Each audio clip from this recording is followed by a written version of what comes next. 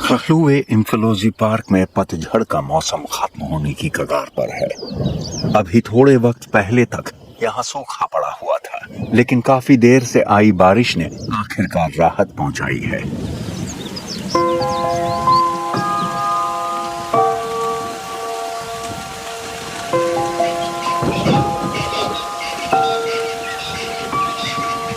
कीचड़ भरी जगहें और पानी के छोटे गड्ढे पूरे इलाके में दिखाई दे रहे हैं।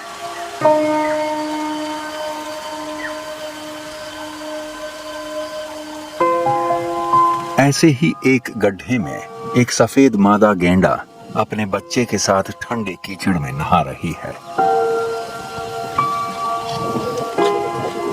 अब वो अपने शानदार सींग से कीचड़ हटा रही है।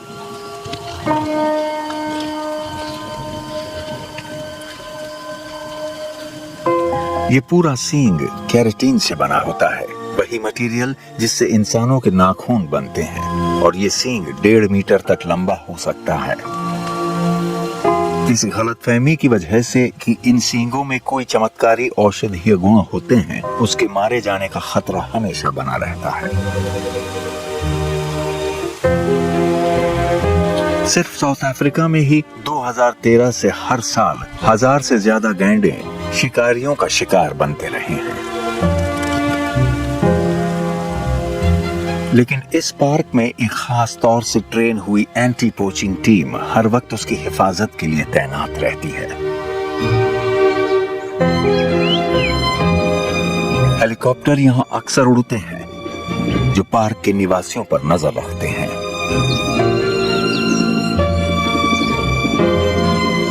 और किसी भी संभावित शिकारी को चेतावनी देते हैं।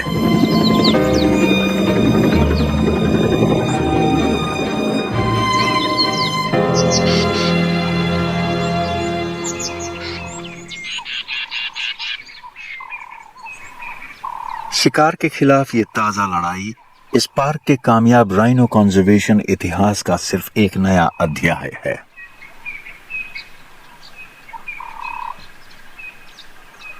जब ये पार्क पहली बार बना था, तब इसने सफेद गैंडों को विलुप्त होने से बचाया था। शुरुआत में यहां बसने वाले यूरोपियंस के लिए गैंडे अफ्रीका में किए जाने वाले सबसे पसंदीदा शिकारों में से एक थे। वो उन्हें ट्रॉफीज की तरह सजाते थे। 19वीं सदी के आखिरी सालों तक जंगलों में 100 से भी कम दक्षिणी सफेद गैंडे बचे थे। 1895 में उन्हें एक नई जिंदगी मिली, जब खखलुए और इंफिलोजी जैसे रिजर्व बनाए गए, जो अफ्रीका के कॉलोनियल रूल में आधिकारिक रूप से संरक्षित पहले इलाके थे। ये रिजर्व साउथ अफ्रीका के पूर्वी हिस्से के ज़ूलूलैंड के बीचों बीच बसे हैं। अब ये दोनों पार्क मिलकर 900 वर्ग किलोमीटर में फैला एक ही पार्क बन चुके हैं। इस पार्क का नाम 3 नदियों से मिल गया है, जो इसके बीच से बहती हैं। उत्तर में खखलुए और दक्षिण में ब्लैक इंफिलोजी और व्हाइट इंफिलोजी।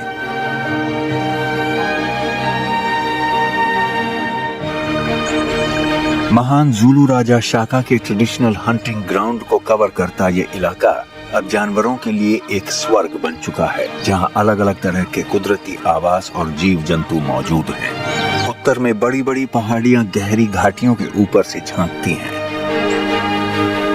दक्षिण में चौड़ी नदी की धाराएं जमीन को चीरते हुए आगे बढ़ती हैं, और इनके बीच फैले हुए हैं लहराते हुए खुले सवानास। इस सुंदर और विविधता से भरे पार्क में सफेद गैंडों को पनाह मिली और इनकी आबादी बढ़ी।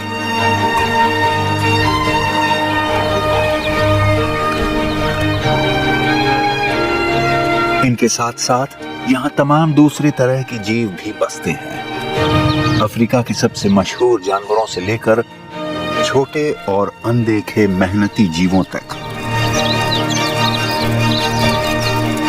ये अफ्रीका के सबसे पुराने पार्क में जिंदगी की कहानी का नया अध्याय है।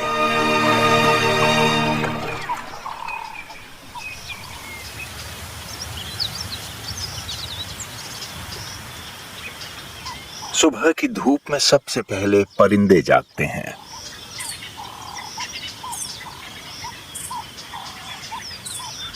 जहां उनका दिन शांति से शुरू होता है, वहीं कुछ और जीवों के लिए सुबह से ही हलचल शुरू हो जाती है। पतझड़ का मौसम इम्पाला के लिए प्रजनन का मौसम है और आज का दिन मुकाबले का है।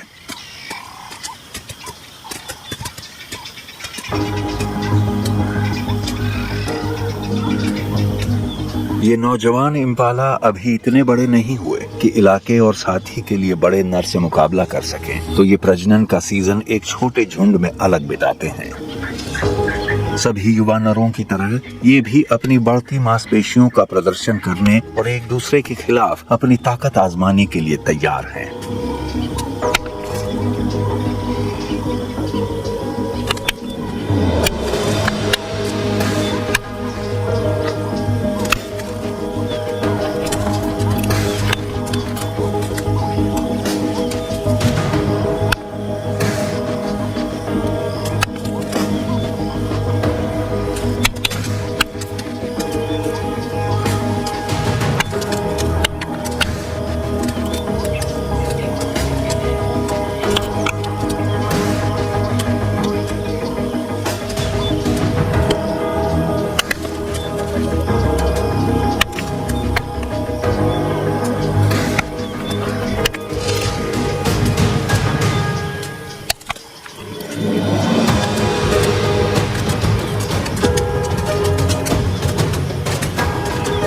हारा हुआ इम्पाला भागता है और जीतने वाला झुंड में ऊंचा दर्जा हासिल कर लेता है।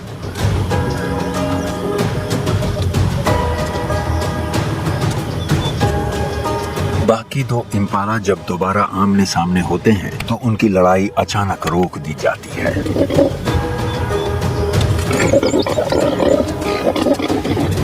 यह है सबसे ताकतवर इम्पाला और अब ये इनकी बचकानी लड़ाई से तंग आ चुका है।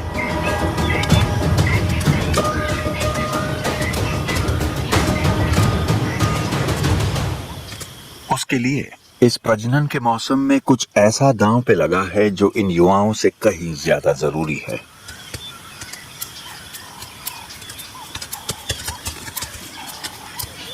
वो अपने इलाके और संभावित साथियों के झुंड को नियंत्रित करता है, लेकिन सब कुछ संभालना आसान नहीं है। मादा इम्पाला आसानी से काबू में नहीं आती और उसे बार बार उन्हें अपने इलाके में वापस लाना पड़ता है। एक और नर पास आता है और ये वाला नर उसे तुरंत भगा देता है।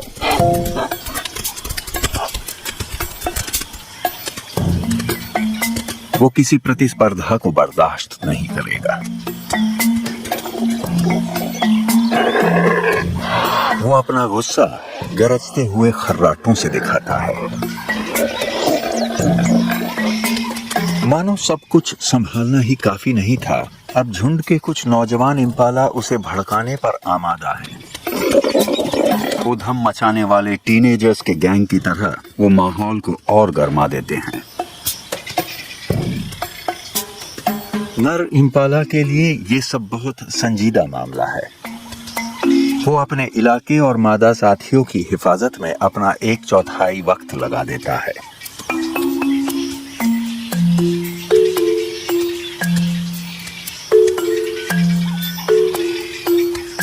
लेकिन आखिरकार उसे भी नाश्ते का थोड़ा वक्त मिल जाता है।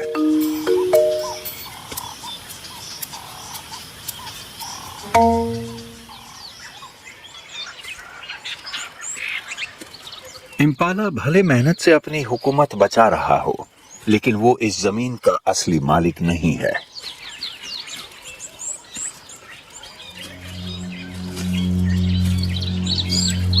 ये खिताब उस बूढ़े शेर का है जो अपनी सल्तनत में घूम रहा है।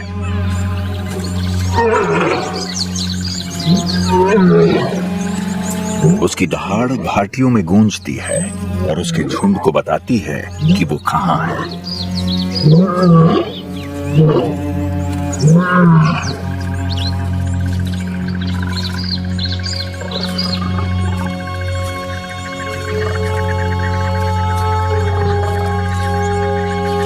उसके चेहरे के जख्मों के निशान हाल ही में हुई उन लड़ाइयों के सबूत हैं जो उसने अपने इलाके के लिए लड़ी थी।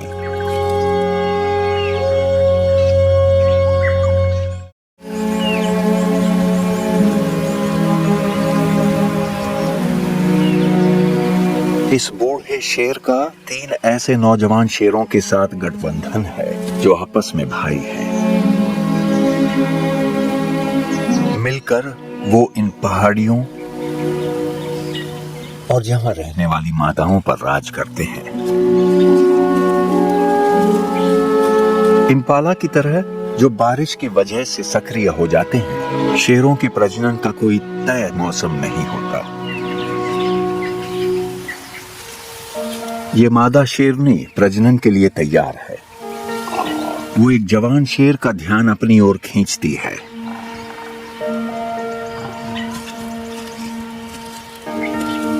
लेकिन इस जोड़ी को सख्ती से रोक दिया जाता है। तीनों भाई और बूढ़ा शेर मिलकर रहते हैं और प्रजनन का अधिकार आपस में साझा करते हैं। कुछ दिनों तक ये मादा हर घंटे 2 से ज्यादा बार मिलन करेगी और पहले शेर को दोबारा भी मौका मिल सकता है।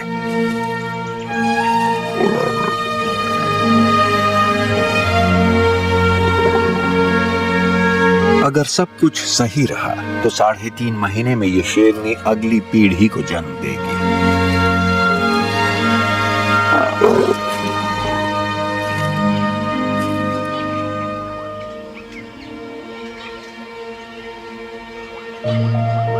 जब पार्क के कुछ जानवर प्रजनन में व्यस्त हैं, बाकी पानी की भरमार का फायदा उठाना चाहते हैं।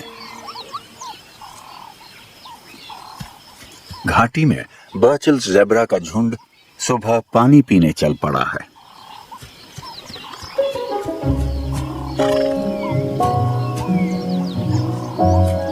अभी कुछ दिन पहले तक सूखे की वजह से इस झुंड को कुछ गिने चुने पानी के जरियों तक ही जाना पड़ता था, जिससे शिकारी उनकी मूवमेंट्स आसानी से भांप लेते थे। अब बारिश से कई सूखे गड्ढे भर चुके हैं, जिनमें से वो किसी भी जगह को चुन सकते हैं और शेरों से टकराने का खतरा भी कम है। फिर भी माएं लगातार चौकन्नी रहती हैं, आंखों और कानों से हर दिशा पर नजर रखती हैं।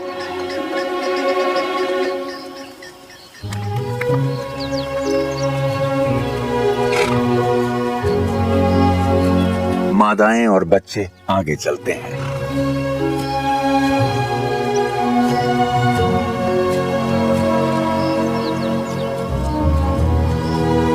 और झुंड का नर पीछे से आता है।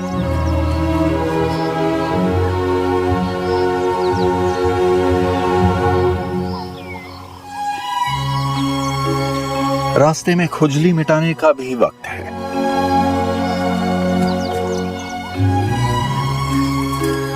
बच्चे का रोएदार कोट पतझड़ की सुबह की ठंड से उसकी हिफाजत करता है।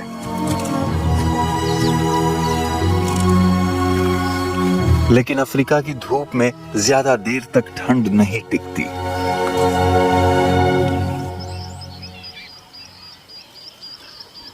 दिन चढ़ते ही अफ्रीकन भैंसों का एक झुंड पार्क के एक और कीचड़ भरे गड्ढे की ओर बढ़ता है। उन्हें कोई जल्दी नहीं है, वो रास्ते में चरते हुए चलते हैं।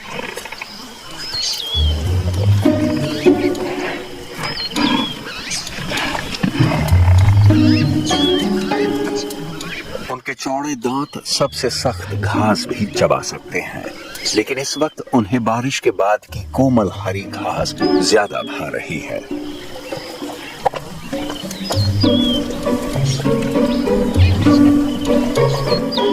भैंसों के लिए कीड़े और परजीवी उनकी जिंदगी का हिस्सा है।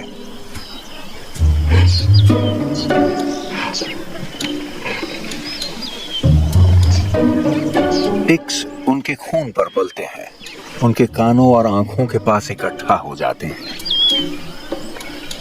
भैंसों को मदद मिलती है ऑक्सपेकर्स से, जो इन परजीवियों को खाते हैं।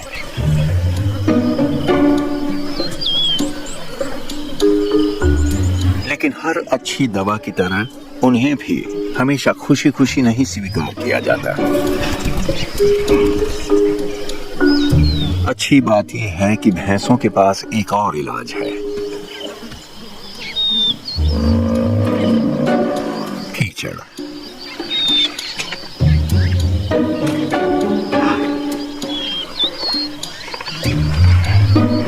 जितना गंदा होंगे उतना अच्छा, खासतौर से उन जगहों पर जहां पहुंचना मुश्किल होता है। ये कीचड़ परजीवियों के चारों ओर परत बना देता है, जिससे भैंसें उन्हें आसानी से खुजाकर हटा सकती हैं। ये हर मर्ज की दवा है। सर्दियों में भी यहाँ तापमान 25 से 30 डिग्री के बीच तक जा सकता है। गीली मिट्टी त्वचा को ठंडक देती है और सूरज से बचाने का काम करती है।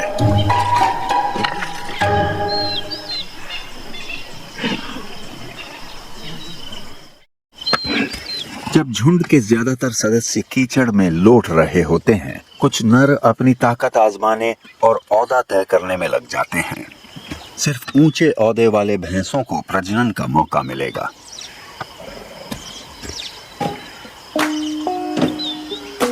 ये मादा प्रजनन के लिए तैयार है। एक बड़ी उम्र का भैंसा उसके साथ साथ चलता है, उसे बाकी नरों से बचाने के लिए।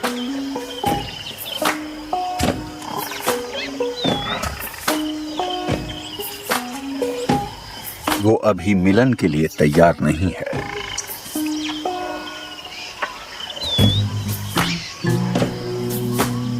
अगर उसे और बच्चे पैदा करने हैं तो उसे उसके पास तब तक रहना होगा जब तक वो तैयार ना हो जाए। लेकिन उसकी और भी परेशानियां हैं। 2 बाहरी भैंसे पहुंच गए हैं और वो काफी शानदार है।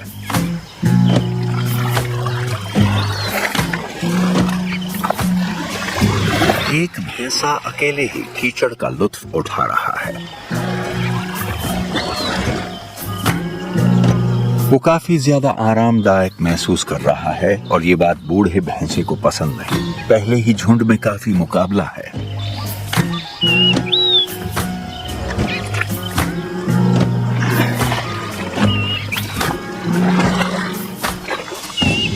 वो धीरे धीरे उनकी तरफ बढ़ता है, लेकिन उसे लड़ाई की कोई जल्दी नहीं है।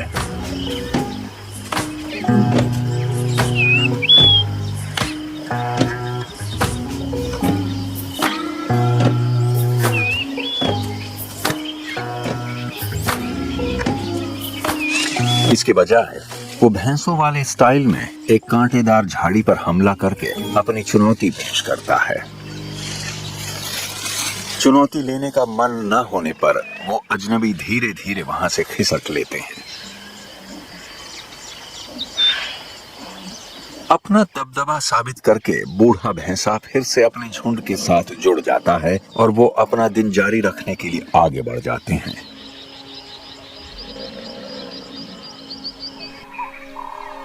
पार्क की सबसे मशहूर प्रजाति के लिए झुंड का सिस्टम इतना पेचीदा नहीं होता।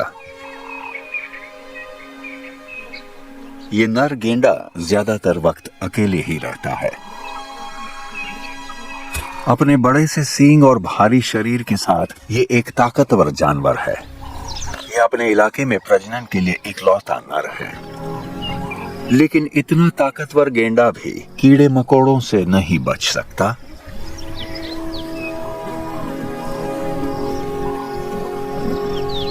और ना ही धूप से। अब जल्द ही कीचड़ में नहाना जरूरी होगा।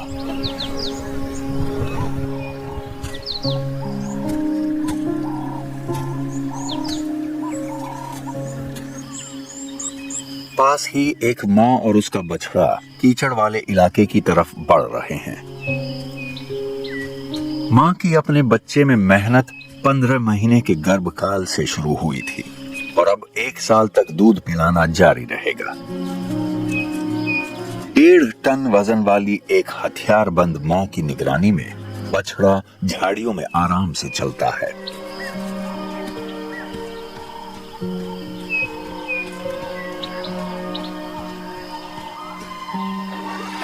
जिस कीचड़ की तलाश थी उसे पा लेने के बाद वो बिना वक्त गंवाए उसमें लौट जाते हैं।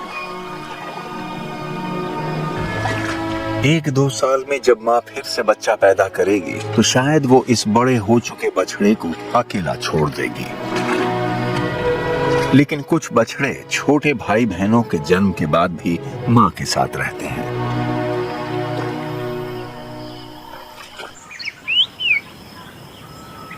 नीचे दक्षिण में एक जबरदस्त गेंडे का परिवार पहाड़ियों पर घास चर रहा है।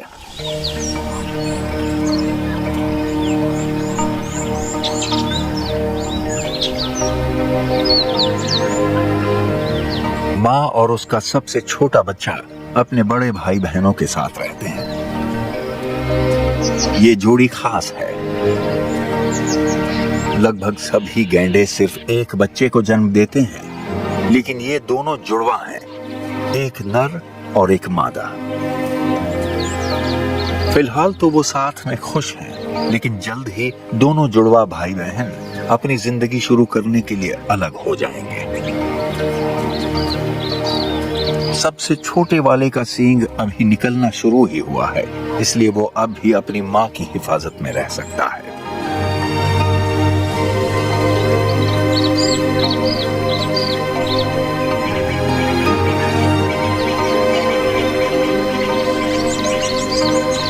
बारिश की वजह से अब परिवार के लिए ढेर सारी नई घास उगाई है।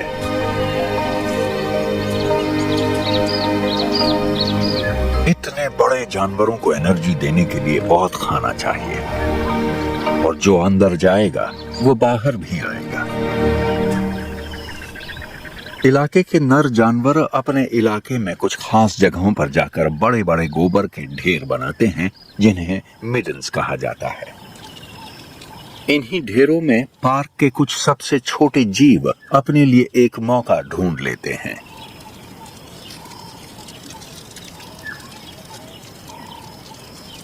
चींटियों का एक झुंड सर्दियों के लिए खाना जमा कर रहा है। उन्हें गोबर में बड़े बड़े कीड़े मिल गए हैं। वो धीरे धीरे शिकार को खींचकर तोड़ते हैं ताकि उसे अपने जमीन के नीचे वाले घोंसले में ले जा सकें।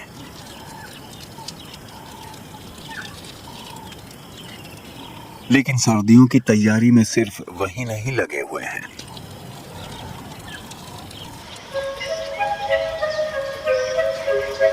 हार्वेस्टर दीमकों का एक झुंड भी कड़ी मेहनत कर रहा है।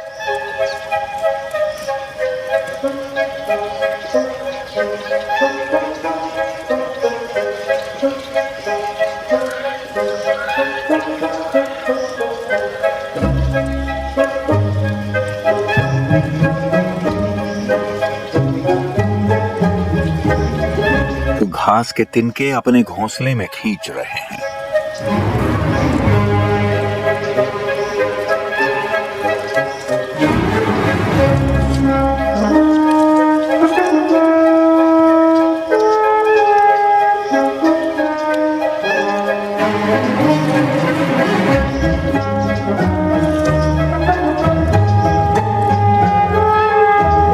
उनकी काम करने की रफ्तार थमती नहीं है।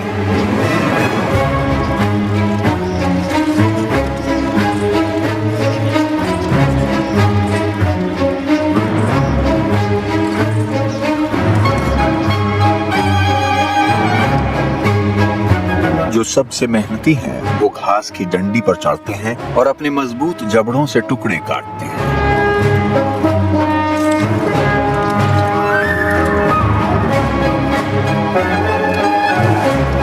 गिरे हुए टुकड़े फौरन इकट्ठा करके घोंसले में ले जाए जाते हैं।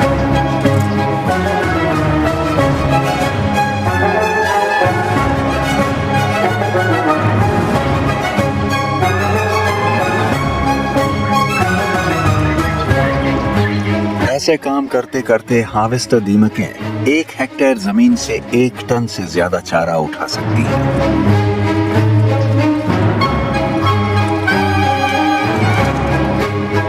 ये घास जमीन के नीचे बने स्टोरेज चेम्बर्स में रखी जाएगी ताकि पूरी सर्दी के लिए कॉलोनी को खाना मिल सके।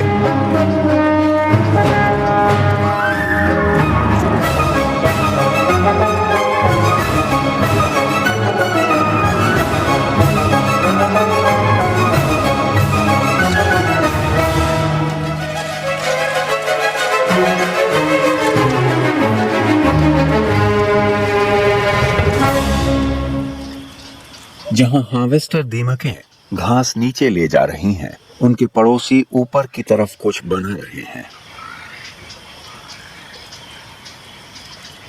ये फंगस हार्वेस्टिंग दीमकें एक शहर बना रही हैं।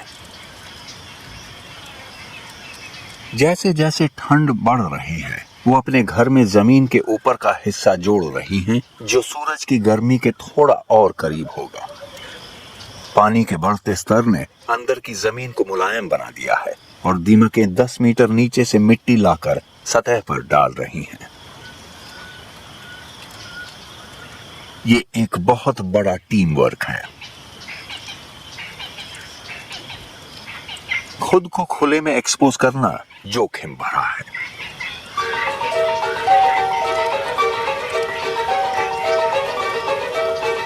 पास के घोंसले से चींटियां सतह पर निकलती हैं।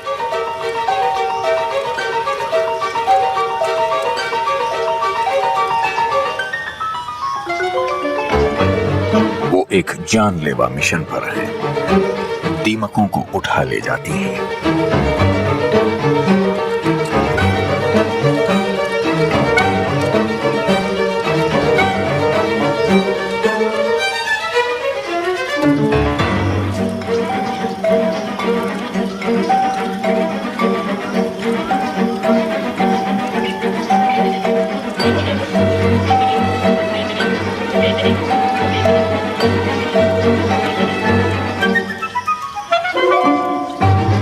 इतने शोरगुल के बीच भी दीमकें बिना अपनी परवाह किए काम में लगी रहती हैं।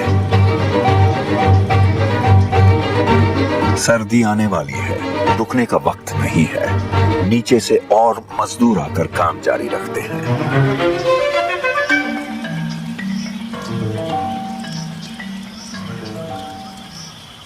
ऐसी मेहनत और लगन से कॉलोनी हर साल अपने घर को और बड़ा बनाएगी। करीब 30 साल तक जोड़ तोड़ और बदलाव के बाद ये घर ऐसा विशाल आकार ले सकता है।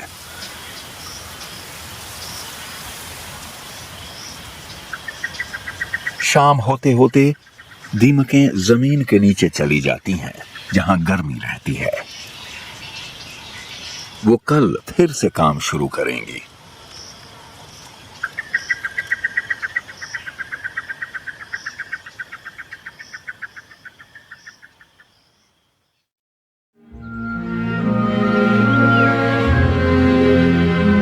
एक नया दिन और भी गीला मौसम लेकर आता है। बादल आकर पार्क को धुंध में छुपा देते हैं। पार्क के दक्षिणी हिस्से के उबड़ खाबड़ घास के मैदानों पर 4 सफेद नर गैंडे हल्की हवा में घास चल रहे हैं। उनमें से कोई भी इस इलाके के दबंग गैंडों को चुनौती देने लायक नहीं है और वो सब साथ साथ रहते हैं। बड़े गैंडे शिकार होने से महफूज होते हैं, लेकिन वो आदतन होशियार जानवर होते हैं। उनकी नजर कमजोर होती है, वो बस तकरीबन 40 मीटर तक ही देख सकते हैं। इस कमी को वो अपनी शानदार सूंघने की काबिलियत और सैटेलाइट जैसे कानों से पूरा करते हैं, जो जरा सी आवाज सुनने के लिए अलग अलग घूमते रहते हैं।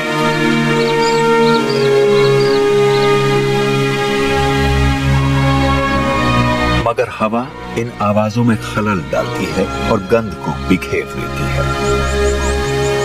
आज जैसे दिन 4 बड़े नरों का झुंड भी डरा हुआ रहता है।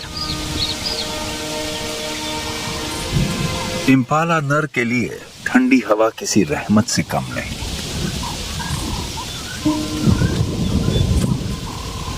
आज ज्यादा भगदड़ नहीं है, क्योंकि झुंड के दूसरे जानवर हवा से बचने के लिए घनी झाड़ियों के बीच छिपे हुए हैं। वो मौसम के बेहतर होने तक इंतजार करते हैं, घास और पत्तियां खाते रहते हैं।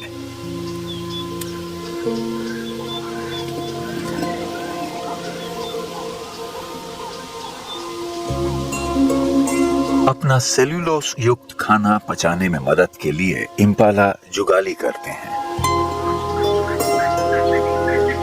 वो घास को निगलते हैं, फिर उसे दोबारा उगलकर चबाते हैं। जब मादा और बच्चे खा रहे होते हैं तो झुंड का मुखिया नर आमतौर पर और कामों में लगा रहता है। उसके दिमाग में सिर्फ मिलन का ख्याल होता है। वो एक मादा से दूसरी मादा तक जाता है।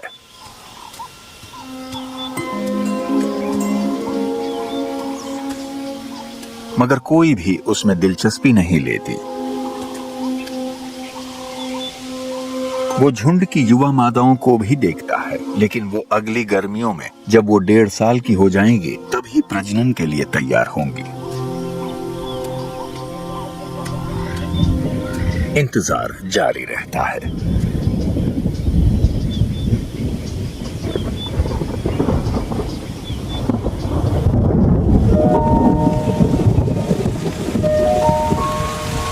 शाम होते होते बादल अपनी धमकी को हकीकत में बदल देते हैं।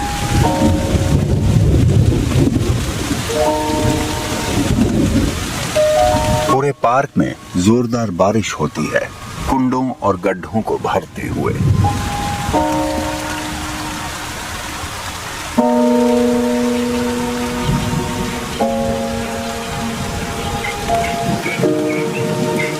जहां ज्यादातर जानवर आसरा ढूंढ रहे हैं, एक अफ्रीकी स्पूनबिल अपनी दोपहर की दावत का लुत्फ उठा रहा है। वो अपनी ज्यादातर जिंदगी पानी में खड़े होकर बिताता है और बारिश से उसे कोई फर्क नहीं पड़ता।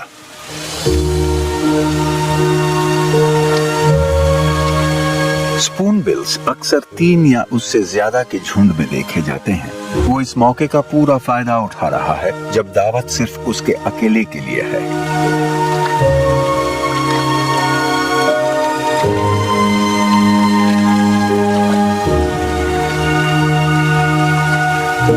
अपनी चौड़ी चोंच से वो जो भी चीज खाई जा सकती है उसे उठाता जाता है।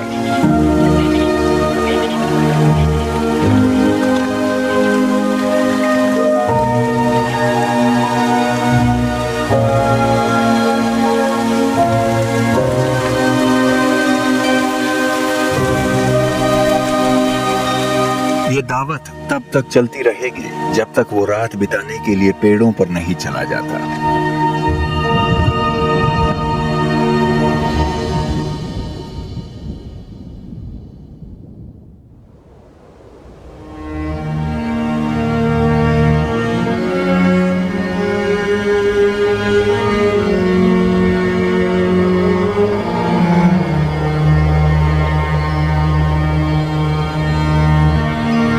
अगली सुबह बताती है कि उत्तर की पहाड़ी घाटियां अब भी धुंध में डूबी है।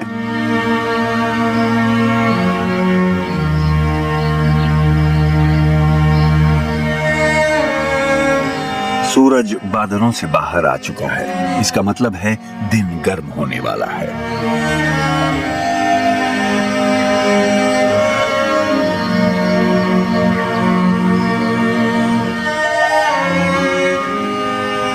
तितलियां खिली धूप से खुश हैं।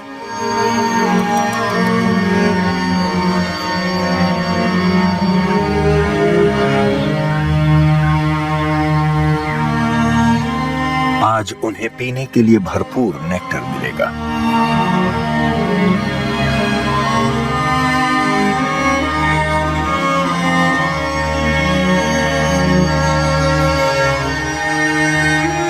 लेकिन अगर उन्हें खुद शिकार नहीं बनना तो बहुत होशियार रहना पड़ेगा।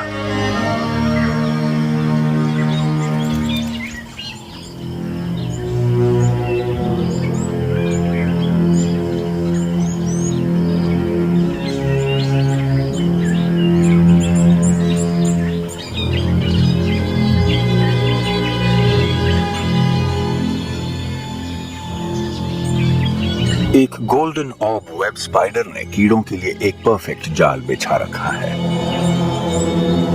उसका बड़ा सा जाल एक पेड़ और झाड़ियों के बीच जमीन के करीब टंगा हुआ है। गोल्डन ऑर्ब वीवर मकड़ियां बहुत मजबूत जाल बनाती हैं। ये मौत का जाल इतना मजबूत होता है कि छोटे परिंदे भी इसमें फंस सकते हैं, हालांकि मकड़ी उन्हें खा नहीं सकती। ये काफी बड़ी होती है। सिर्फ इसका पेट ही करीब 4 सेंटीमीटर लंबा है। मरे हुए कीड़ों के हिस्से उसके जाल में लटके हुए हैं।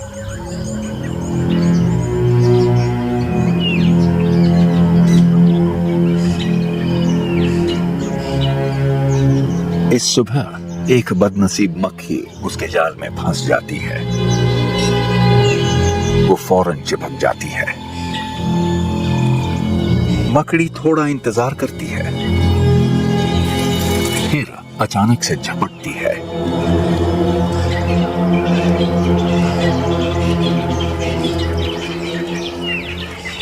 ये बहुत बड़ा शिकार तो नहीं है, लेकिन जब तक उसका जाल सही सलामत है और भी कीड़े फंसेंगे। मगर जब पार्क में दैत्य जैसे जानवर हों तो जाल हमेशा सलामत नहीं रहता। एक अकेला नर हाथी झाड़ी में धीरे धीरे चल रहा है। बारिश ने पार्क के पेड़ों को हरा भरा कर दिया है और नई शाखाएं उग रही हैं। वो इसका पूरा फायदा उठा रहा है। वो पूरी शाखाओं को चीरकर उसे खा रहा है, कांटों समेत। उसकी मजबूत और लचीली सूंड शाखाएं तोड़ने के लिए एकदम सही औजार है और उसे अपनी भारी गर्दन हिलाने की भी जरूरत नहीं पड़ती।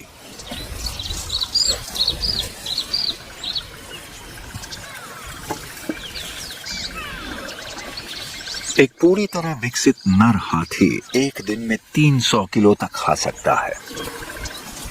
हाथी उन शाकाहारी जानवरों में से है जो खाने में कोई नखरे नहीं करता और लगभग हर तरह के पेड़ पौधे उसके आहार में शामिल हैं। और अकेले वही नहीं हैं जिनके पास खाना खाने के लिए खास औजार हैं। जिराफ की पकड़ बनाने वाली 45 सेंटीमीटर लंबी जुबान पेड़ों से पत्तियां नोचने के लिए बनी हुई है।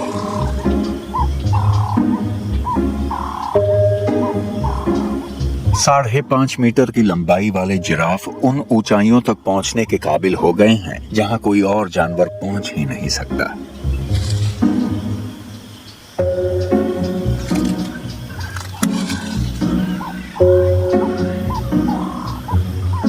आज वो झाड़ियों के ऊपर से खा रहे हैं। जब तक उन्हें पानी नहीं पीना होता तब तक वो इससे ज्यादा नहीं झुकते।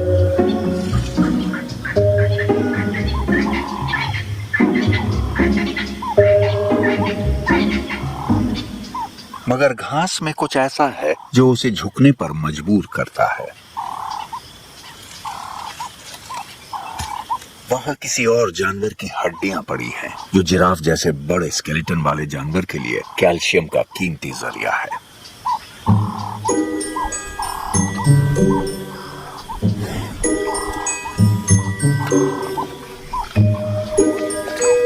जिराफ की जुबान इन अजीब चीजों को चबाने के लिए नहीं बनी है।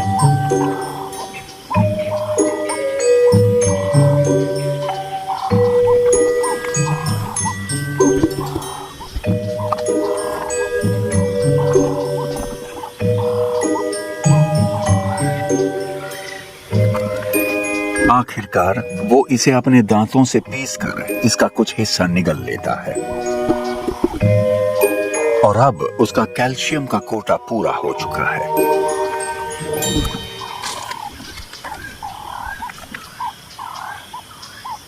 जवान नर जिराफ आखिरकार अपने सींगों के ऊपर के बाल खो देंगे, जैसे झुंड के बूढ़े नर ने खो दिए हैं।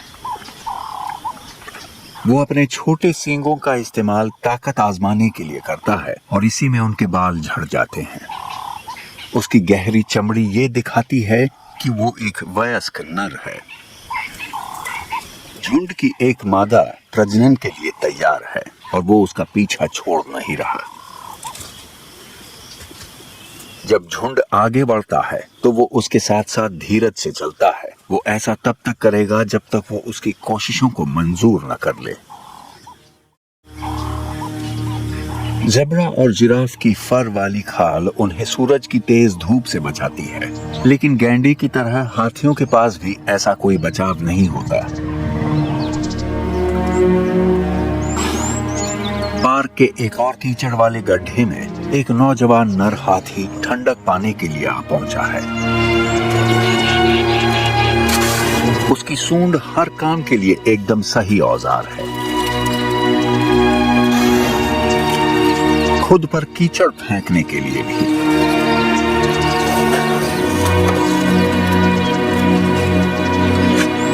थोड़ी ही देर में एक और नर हाथी आ जाता है।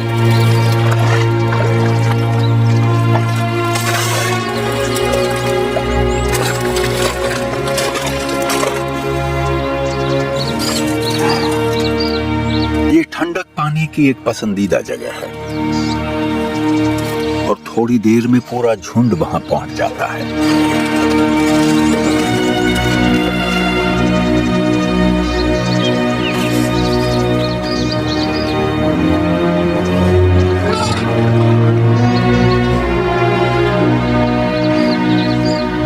ये कीचड़ भरा गड्ढा आराम और मजे की जगह है, खासकर गर्म दोपहर में।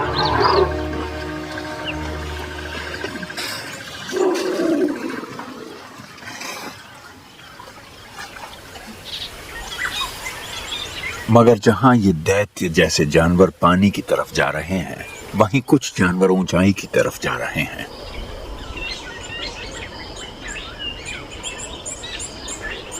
बबून्स का एक झुंड सबसे ऊंची पहाड़ियों पर चढ़ रहा है।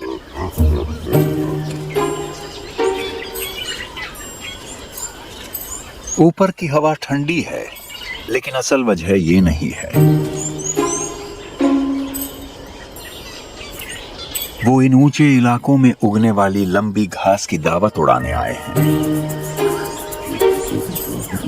बबून्स बहुत सारी चीजें खाते हैं, पौधों से लेकर जानवरों तक, लेकिन उनकी आधी से ज्यादा डाइट घास होती है। नए बीज इतने लजीज हैं कि उनके लिए इतनी चढ़ाई बनती है। ये बीज चिपचिपे होते हैं, तो बबून बड़ी सफाई से अपनी पूंछ ऊपर उठाकर चलते हैं ताकि बालों में ज्यादा गंदगी न फंसे।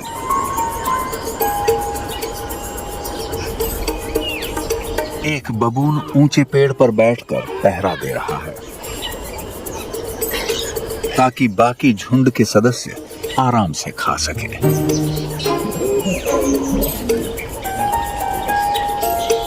सब आराम से बैठकर खाना खाते हैं, जिसमें पत्ते और छाल जैसी चीजें भी शामिल हैं।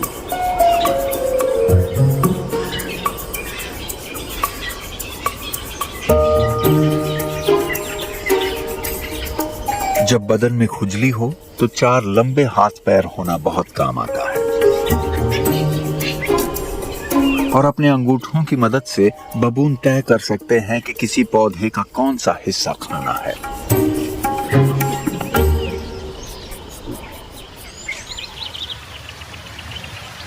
लेकिन एक सफेद मादा गेंडा और उसका बच्चा कुछ और तरीका अपनाते हैं। वो अपने चौड़े और चपटे होंठों से बड़े बड़े घास के गट्ठर काटते हैं, लेकिन हर घास उनके काम की नहीं होती। उन्हें चाहिए नर्म और नई उगी घास। हाल ही में हुई बारिश में खुखलुए की पहाड़ियों पर मीठी नई घास उगा दी है। अब उनके पास भरपूर खाना है। इस जगह में जहां एक वक्त इन गैंडों की नस्ल खत्म होने वाली थी, अब वो चैन से इन पहाड़ियों में घूम सकते हैं।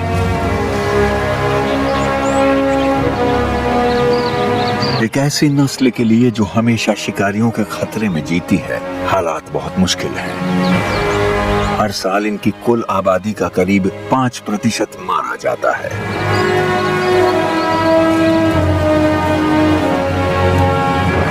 लेकिन इस पार्क में, जो अपनी कामयाब कंजर्वेशन हिस्ट्री के लिए जाना जाता है, इन नर्म दिल दैत्यों के लिए उम्मीद अब भी बाकी है।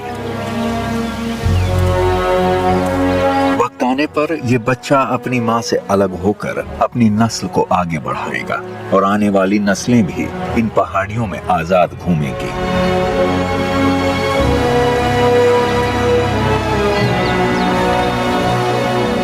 मगर अभी के लिए उसकी माँ आखिरकार उसकी जिद के आगे हार मान लेती है और बैठ जाती है ताकि वो दूध पी सके।